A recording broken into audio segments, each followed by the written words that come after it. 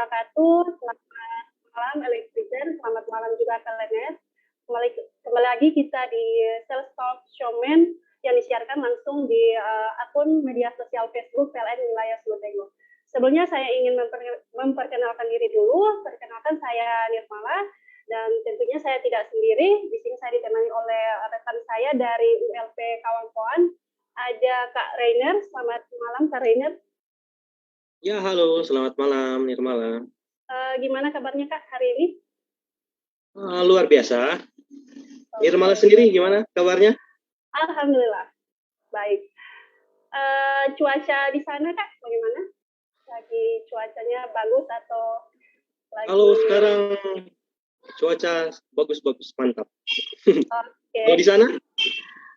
Kalau di sini kurang baik ya Kak, soalnya hujan dari sore sampai sekarang. Oke Kak Rainer, mungkin kita langsung ke perkenalan narasumber dulu. Untuk yang pertama ada Bapak Stefani Rompas selaku MSB Anggaran. Selamat malam Pak. Selamat malam Nirmala. Salam sehat. Sehat Pak. Gimana kabarnya Pak? Sehat. Mungkin Pak bisa bisa diceritakan sedikit terkait dengan job desk Bapak sebagai MSB Anggaran, itu apa saja Pak? Mungkin bisa diceritakan sedikit. Halo Pak. Ulangi Nirmala, diulangi. Mungkin Pak bisa diceritakan sedikit terkait dengan job desk Bapak sebagai MSB Anggaran itu apa saja Pak? Oke, terima kasih Mbak Nirmala dan teman-teman sekalian. Sesuai dengan jabatan saya sekarang yaitu manajer anggaran. Memang sebelum manajer anggaran saya di manajer akuntansi. Cuma memang perbedaan pekerjaan yang lama dari akuntansi dengan anggaran memang tidak terlalu jauh sih. Tetapi yang terpenting di anggaran itu ya tugas pokok saya adalah bagaimana agar supaya anggaran baik itu anggaran investasi maupun operasi itu bisa terserap, artinya bisa terrealisasi pembayarannya. Karena anggaran yang saat ini adalah anggaran investasi maupun operasi, perlu kita ketahui bahwa anggaran investasi itu adalah ujung-ujungnya untuk investasi atau aset. Dan semua pengeluaran biaya-biaya anggaran investasi itu memang semua dalam bentuk pinjaman. Jadi konsekuensinya kalau anggaran itu sudah keluar tetapi tidak realisasi, jatuh tempo untuk bayar bunga itu sudah jalan. Dan yang kedua adalah tentunya pekerjaan pokok kita harus ada koordinasi komunikasi dengan bidang-bidang terkait, terutama yang pemangku anggaran, pemakai anggaran, karena tugas kami juga mengingatkan bahwa anggaran yang diusulkan oleh unit, karena anggaran yang diusulkan unit itu diusulkan ke pusat melalui perencanaan kantor wilayah.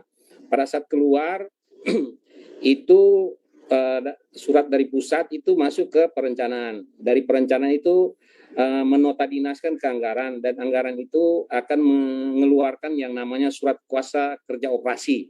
Artinya anggaran yang diminta oleh unit itu sudah bisa dilaksanakan pekerjaan karena sudah ada surat kuasa kerja investasi maupun surat kuasa kerja operasi. Dan juga tentunya job saya itu tentunya membantu manajemen dalam menyiapkan data dalam rangka baik itu rapat intern maupun rapat regional maupun pusat. Mungkin itu yang secara garis besar yang ada menjadi job pekerjaan saya di bidang anggaran. Oke, baik Pak, terima kasih atas penjelasan yang sangat jelas. Selanjutnya kita ke narasumber yang kedua, mungkin dari Kak Rener bisa bantu sapa dulu. Ya, jadi untuk narasumber kita yang kedua, telah hadir bersama-sama dengan kita di malam hari ini, ada Ibu Dewanti Manopo, selaku Supervisor Pelayanan Pelanggan dan Administrasi ULP Bungko. Halo, selamat malam Ibu Dewanti. Selamat malam, Bu. Ya, selamat malam Elektrisa. Nama saya Dewanti Manopo, saat ini saya menjabat sebagai Supervisor Pelayanan Pelanggan di PLN ULP Bungko. Iya, jadi Bu, seperti Bapak Stefani sebelumnya, apa bisa diceritakan secara singkat job desk Ibu sehari-hari sebagai Supervisor Pelayanan Pelanggan dan Administrasi? Dipersilakan, Bu. Baik, untuk kegiatan sehari-hari saya tentunya tidak lepas dari pelayanan pelanggan ya, di mana kami melayani pelanggan yang datang bermohon pasang baru, tambah daya, multiguna, atau pengaduan KWH meter karena gangguan. Dan biasanya kami melakukan sosialisasi mengenai aplikasi PLN Mobile, sosialisasi migrasi KWH meter dari pasca bayar ke KWH meter prabayar, sosialisasi promo atau diskon. Kayak kemarin kan ada diskon tambah daya yang sudah berakhir tanggal 30 September kemarin ya. Dan biasa sih di tanggal 21 setiap bulannya kami melaksanakan penagihan dan pemutusan pelanggan yang menunggak berulang. Mungkin sebagian besar pekerjaan saya sehari-hari seperti itu. Terima kasih. Oke, baik. Terima kasih Bu atas penjelasannya. Baik, Elektriden, sebelum kita mulai bincang-bincang kita pada malam hari ini, kami izin menyampaikan bahwa seluruh petugas PLN telah dilengkapi dengan protokol kesehatan pencegahan COVID-19 yang ketat, mulai dari vaksin dosis 1, vaksin dosis 2, dan booster. Baik Bapak Ibu narasumber, kita mulai untuk bincang-bincang kita pada malam hari ini. Mungkin untuk untuk topik kita pada hari ini yaitu terkait dengan live SIPLN. Mungkin untuk pertanyaan pertama saya ingin menanyakan kepada Bapak Stefani. Untuk pertanyaannya yaitu seberapa besar Bapak mencintai pekerjaan Bapak, dan mungkin bisa berikan alasan secara singkat kenapa Bapak bisa mencintai pekerjaan Bapak saat ini. Dipersilakan, Pak. Terima kasih, Nirmala. Tentunya sebagai umat beragam, tentunya kita harus mensyukuri apapun yang kita geluti sekarang, apapun yang kita kerjakan sekarang, itu semua sebuah anugerah. Tentunya karena itu sebuah anugerah, tentunya kita mensyukuri semua nikmat yang Tuhan berikan, apapun pekerjaan itu. Sehingga pada kesempatan ini saya merasa bersyukur dan merasa menikmati, merasa senang juga dengan pekerjaan ini. Karena sebelum saya masuk ke bidang anggaran, tentunya ada beberapa persiapan sehingga saya masuk di anggaran, tentunya dengan ada diklat.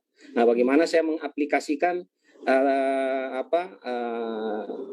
pelajaran-pelajaran atau ilmu-ilmu yang saya dapat, sehingga dengan pernah saya mengikuti diklat masalah anggaran, tentunya saya bersyukur karena ilmu yang saya dapat itu tentunya sudah saya terapkan sekarang. Tentunya walaupun memang tentunya belum sempurna, tetapi akan berusaha untuk menyempurnakan pekerjaan itu. Jadi intinya di sini saya mensyukuri pekerjaan itu dan merasa senang karena pernah saya mengikuti diklat-diklat, dan diklat-diklat itu tentunya sudah mulai diterapkan. Mungkin itu, Nirmala.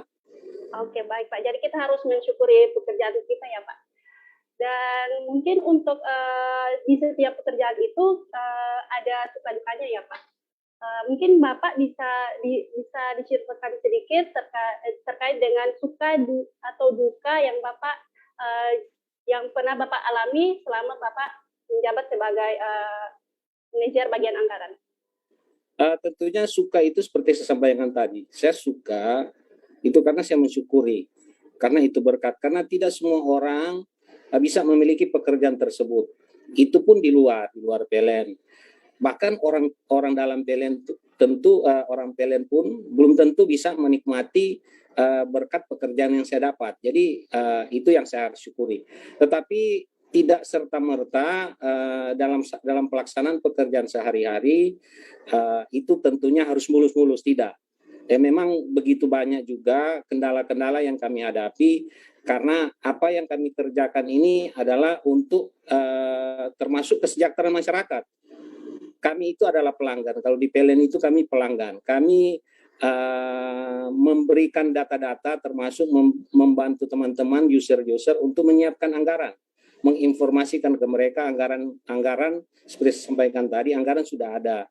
Dan juga tentunya kendala-kendala kami adalah apalagi pribadi saya, sebentar lagi saya mungkin akan sudah 53 tahun. Artinya lama bekerja itu sudah agak lumayan lah. Tetapi memang ada saat-saat jenuh buat kami itu karena sudah menghampiri masa purna bakti, masa pensiun. Tetapi disiasati dengan kita enjoy dalam melaksanakan pekerjaan. Karena jenuh itu pasti ada.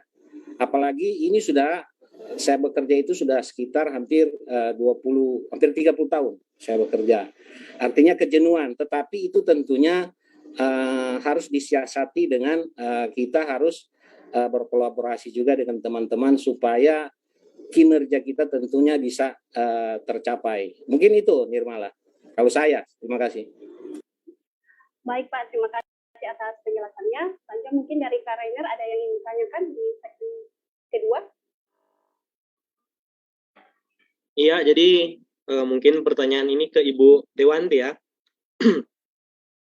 Bu, dalam menjalani kehidupan sehari-hari sebagai seorang pegawai PLN, tentu ada jenjang karir yang akan dilewati. Nah, bagaimana potensi karir Ibu ke depan berdasarkan pekerjaan Ibu di saat ini? Baik, terima kasih Mas.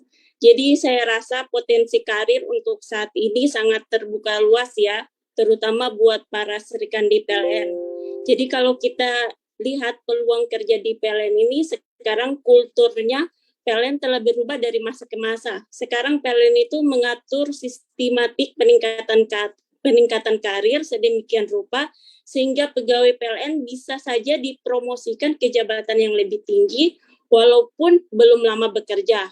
Hal ini tentu membuktikan bahwa jenjang karir benar-benar terjamin jika kita ingin meniti karir di PLN.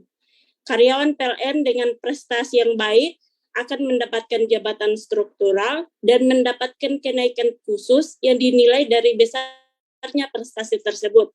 Hal ini menunjukkan bahwa PLN sangat adil dalam menilai karyawannya ya.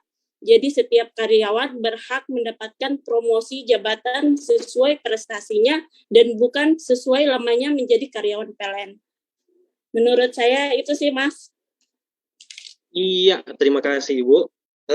Menyambung dari pertanyaannya tadi, Bu, dengan karir yang sudah sudah kedepannya sudah jelas itu, tentu dalam segi penghidupan juga akan mencukupi ya untuk kehidupan bersama dengan keluarga.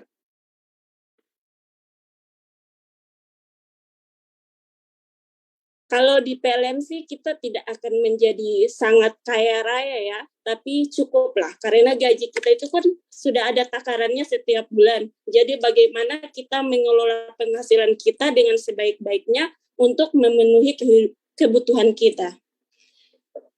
Iya, terima kasih Bu. Jadi kembali ke rekan Nirmala, silakan. Oke, baik Kak Rainer. Bapak Ibu narasumber, mungkin tadi kita sudah banyak membahas tentang pekerjaan nih. Nah, bagaimana dengan kehidupan di luar pekerjaan dan mungkin seberapa penting sih kehidupan di luar pekerjaan untuk Bapak Ibu narasumber ini? Mungkin dari Bapak Stefani. Terima kasih atas pertanyaannya. Memang seperti pertanyaan tadi ini kan di luar pekerjaan. mungkin kita mengenal yang namanya juga dengan work-life balance, ya pekerjaan yang setelah kita melaksanakan pekerjaan di kantor, tentunya kita ada pekerjaan juga di luar. Sudah barang tentu aktivitas kita itu tidak selamanya harus di kantor. Kita ini adalah makhluk sosial, tentunya harus beradaptasi dengan lingkungan sekitar kita. Kita punya, apalagi saya sudah kawin, kita sudah punya keluarga, anak, tetangga, apalagi tentunya harus ada harus ada bukan sosialisasi, harus ada beradaptasi juga dengan lingkungan setempat. Jadi memang untuk pekerjaan di luar kantor itu sangat dibutuhkan. Itu dibutuhkan karena itu justru dengan adanya work life balance itu tentunya itu sangat memicu kita, apalagi meningkatkan performa kerja kita. Artinya juga di dalam kita melaksanakan pekerjaan itu mungkin kalau boleh saya katakan itu kan dari jam 8 sampai jam 5. Apalagi kalau posisi kita tidak pulang kantor, tidak pulang rumah, kita itu full di kantor, sudah barang tentu kita ini harus melakukan juga pekerjaan di luar jam kantor. Artinya perlu juga seperti saya sampaikan tadi, perlu adaptasi dengan lingkungan. Nah itu memang ada beberapa manfaat tentunya untuk bekerja work-life balance itu. Seperti saya katakan tadi, meningkatkan performa. Dan itu memang dibutuhkan juga kerjasama antara, kalau saya mungkin dengan pihak keluarga, teman, maupun di bagian organisasi saya juga kebetulan saya ada ini di gereja, tentunya harus ada kerjasama sehingga untuk menikmati work-life balance itu bisa tercapai. Mungkin itu, Nirmala. Baik Pak, jadi untuk work-life balance ini sangat penting ya Pak? Iya, itu sangat Pak, penting. Mungkin Pak bisa dijelaskan apa saja manfaat yang kita dapat dalam kita menerapkan work-life balance ini Pak? Itu kan seperti saya katakan tadi, itu dengan kita melaksanakan work-life balance itu yang sudah saya sampaikan tadi, itu meningkatkan performa. Artinya di saat kita bekerja mungkin saat jam 8 sampai jam 5, saat kita pulang mungkin ada waktu. Artinya kalau istilah itu manfaat, kalau kita ada waktu untuk keluarga kita kan ada manfaat, hati itu senang. Karena kalau saya baca juga, kalau hati kita senang, itu jantung kita sehat. Kalau kita hati senang, enjoy kita, itu stroke. Nah itu saya baca. Dan juga tekanan darah tinggi juga itu mempengaruhi. Kalau kita senang ya agak bagus tekanan darah. Dan daya tahan tubuh kita itu semakin bagus, meningkatkan performa. Dan juga terhindar dari berbagai penyakit.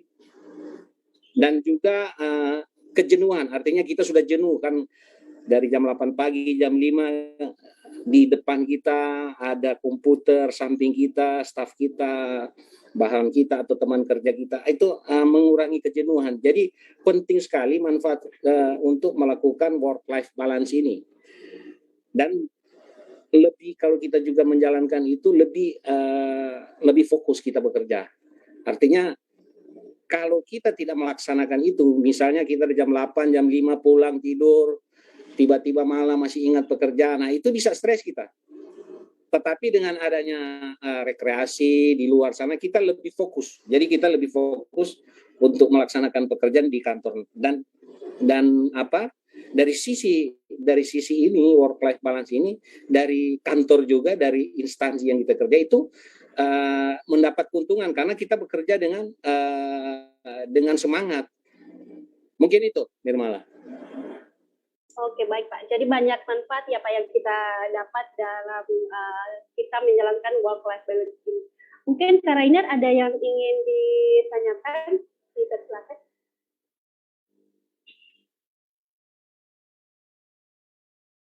Iya, jadi untuk para narasumber kita, dalam kita menerapkan work-life balance ini, bagaimana sih kita dapat memenuhi work-life balance dalam kehidupan pekerjaan kita? Bagaimana cara kita membagi agar semua pekerjaan dan penerapan work-life balancing ini bisa berjalan dengan baik?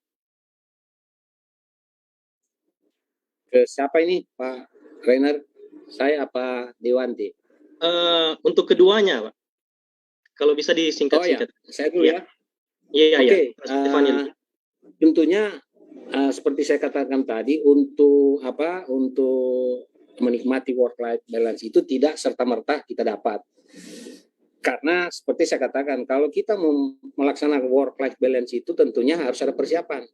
Tidak mungkin kita melaksanakan misalnya ada rekreasi bersama keluarga, tetapi di saat kita melaksanakan work-life balance ini tiba-tiba kita teringat melaksanakan pekerjaan kita. Kita teringat pekerjaan-pekerjaan yang masih belum terselesaikan. Misalnya hari Jumat, kita tiba-tiba mau laksanakan hari Sabtu. Tapi pada saat kita berrekreasi, bercengkrama dengan teman-teman, kita masih ingat pekerjaan. Nah, bagaimana cara untuk kita dapat melaksanakan work balance ini? Tentunya sebagai umat beragama, tentunya saya sampaikan yang terpenting itu kita harus berdoa sesuai dengan agama kita masing-masing. Agar supaya apa? Agar supaya kita bisa melaksanakan work-life balance ini. Karena kalau kita tidak berdoa, semua kan kekuatan dari atas. Dan yang kedua, tentunya kita harus mengatur jadwal, menyusun jadwal. Artinya semua jadwal yang semua pekerjaan yang kita laksanakan, kita sudah bikin time sedemikian rupa sehingga pada saat misalnya kita hari Sabtu kita mau melaksanakan, hari Jumat itu sudah selesai. Kita sudah selesai melaksanakan tugas pekerjaan kita dan itu tidak akan mengganggu. Karena saya katakan tadi, kalau kita mau lakukan rekreasi misalnya dengan keluarga, teman, dengan teman-teman, tapi masih mengingat pekerjaan, nah itu sulit. Jadi yang terpenting mungkin bisa sampaikan hanya berdoa dan menyusun jadwal. Mungkin itu. Mungkin nanti dari Dewanti yang bisa tambahkan. Terima kasih.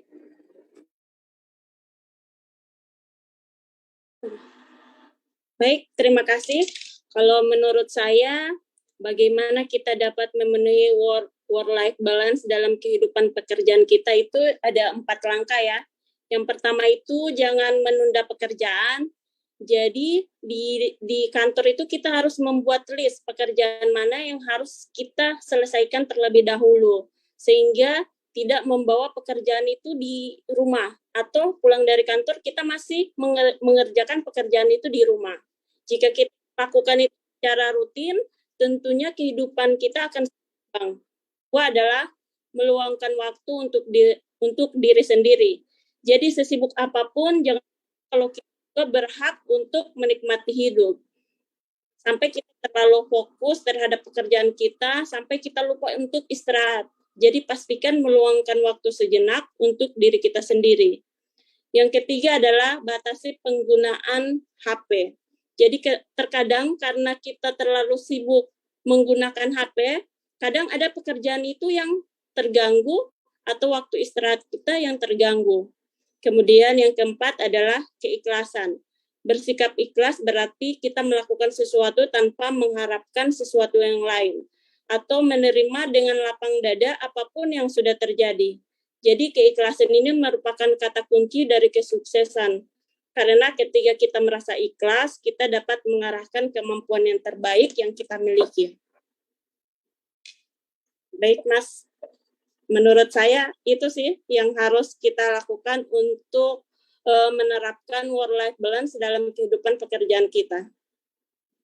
Baik, terima kasih untuk Pak Stefani dan Ibu Dewanti. Jadi mungkin ada poin juga yang krusial, bahwa kita sebagai pekerja, jangan menunda pekerjaan, karena seperti yang Pak Stefani umpamakan tadi, mungkin ketika kita bekerja hari Jumat dan kita sudah merencanakan kegiatan lain bersama keluarga untuk menerapkan work-life balance ini, tapi karena ada pekerjaan yang tertunda, sehingga hari Sabtunya itu kita tidak bisa melaksanakan rencana kita karena masih terbayang-bayang akan pekerjaan yang belum terselesaikan di hari Jumatnya itu. Jadi begitu electrician dan PLNers mungkin salah satu pembelajaran di sesi ini ya. Dilanjutkan ke Ibu Nirmala. Oke, baik Kak Reiner.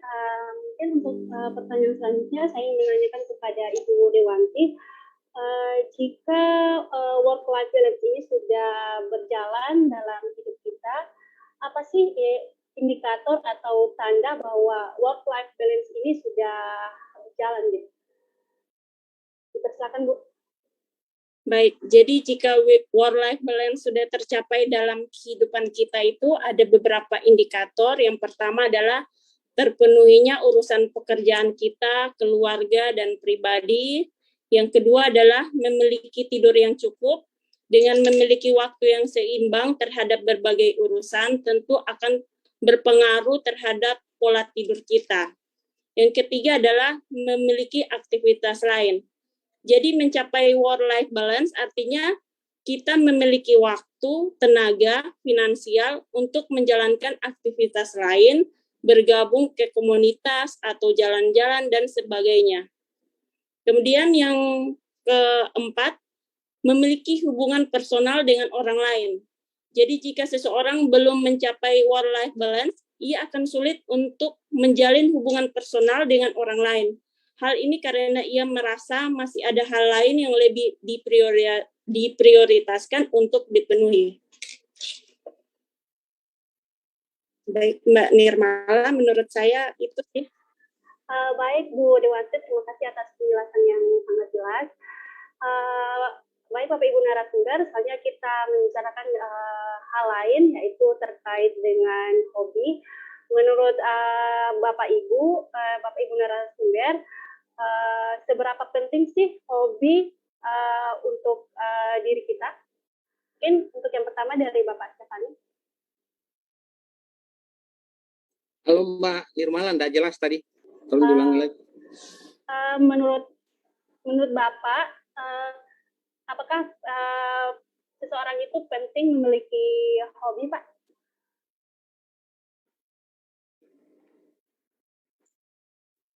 Oh, terima kasih. Kalau untuk saya ya, semua orang itu tentunya harus punya hobi. Karena kalau dia tidak punya hobi itu sangat berbahaya. Artinya sudah tidak ada aktivitas yang dia buat, artinya sudah tidak ada kesenangan kalau untuk saya. Sehingga memang hobi itu perlu. Karena hobi itu adalah salah satu wadah untuk kita menyalurkan bakat dan minat kita. Tidak semua manusia itu pasti mempunyai bakat dan punya nikmat. Bukan berarti itu orang bodoh. Sebodoh-bodoh apapun manusia pasti punya bakat dan minat. Dia memiliki keinginan. Orang pun yang maaf kata yang di jalan itu dia punya keinginan. Sehingga memang kalau saya katakan di sini kita harus semua orang itu perlu hobi. Apakah dia hobi berolahraga, hobi berekreasi dan lain sebagainya. Jadi hobi itu perlu untuk setiap manusia, termasuk apalagi untuk kita orang talent, orang yang bekerja. Itu penting, kita perlu hobi sehingga tidak sedikit biaya yang dikeluarkan oleh SBO.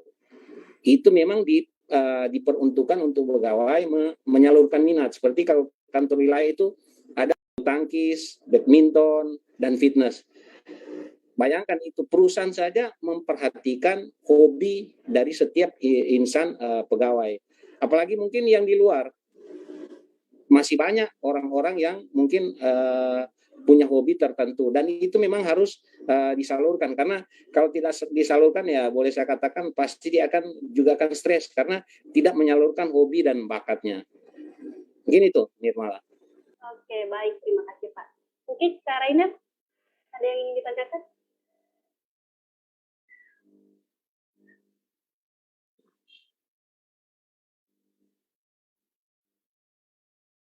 Jadi untuk Ibu Dewanti, berhubung kita berbicara topik tentang hobi, mungkin bisa dijelaskan sedikit Bu, apa sih manfaat dari hobi itu? Jadi manfaat itu mungkin tadi sudah dijelaskan Pak Stefani ya, jadi saya tinggal menambahkan saja. Jadi hobi itu yang pertama bisa membantu meredakan stres. Kemudian yang kedua adalah bisa mengisi waktu luang dengan hal yang lebih produktif. Jadi jika kita memiliki waktu luang, bisa dimanfaatkan dengan melakukan hobi agar hidup kita menjadi lebih produktif.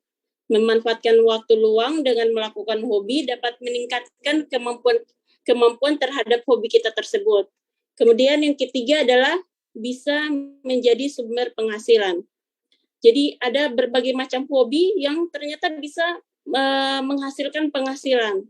Contohnya misalkan ya, banyak sih teman-teman saya yang punya hobi memasak dan dengan mereka misalkan membuat kue bisa menjadi peluang usaha buat mereka dan sehingga bisa meningkatkan pendapatan untuk keluarga mereka.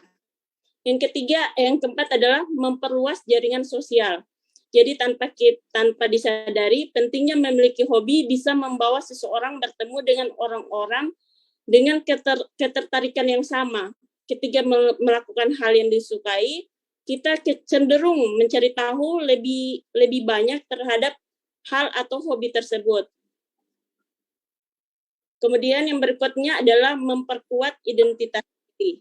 Jadi karena seseorang memiliki hobi dan serius melakukannya, biasanya cenderung memiliki identitas yang kuat. Sebab biasanya ketika kita menyukai sesuatu hal, kita cenderung akan menceritakan hal tersebut kepada orang lain berulang-ulang. Dan saat kita menceritakan hal tersebut, kita cenderung bersemangat dan antusias karena berharap orang yang mendengarkan akan menyukai hal yang kita sukai. Hal ini tentunya akan membentuk identitas diri kita terhadap hobi tersebut.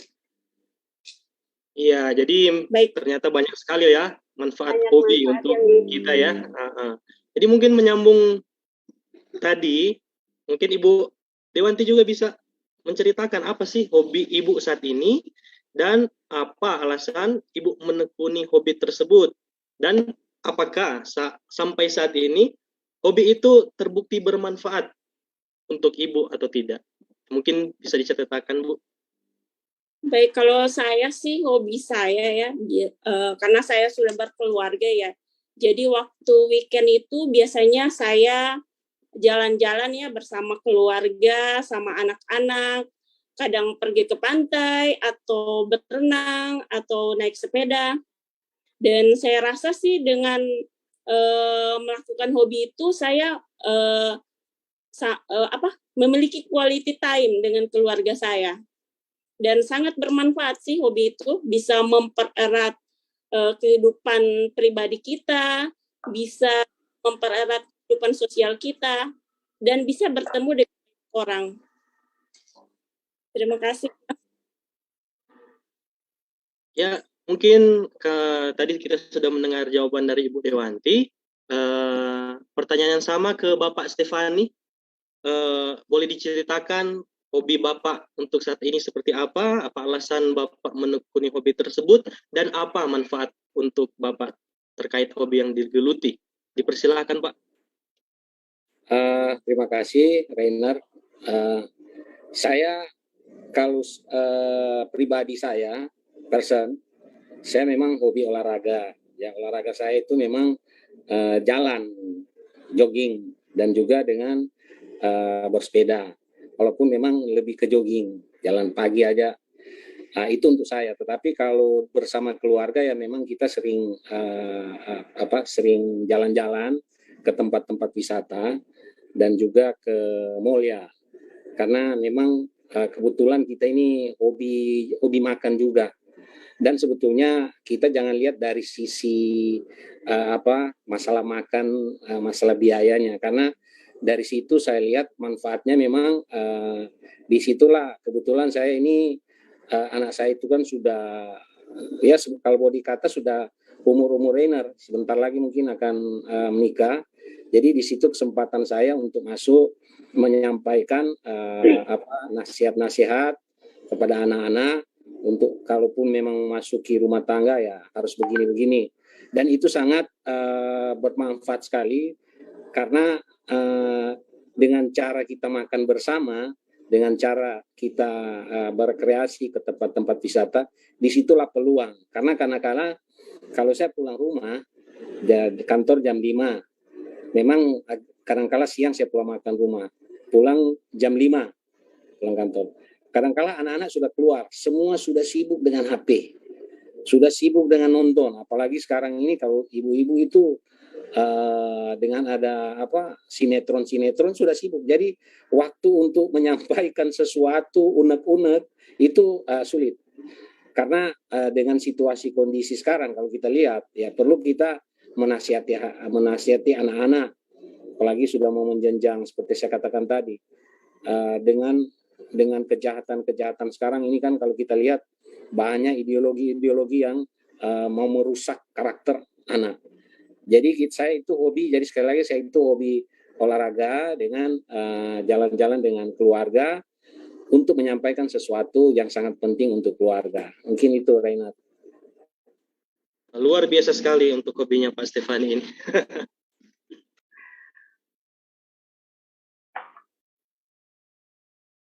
Ya, rekan Nirmala, dipersilakan.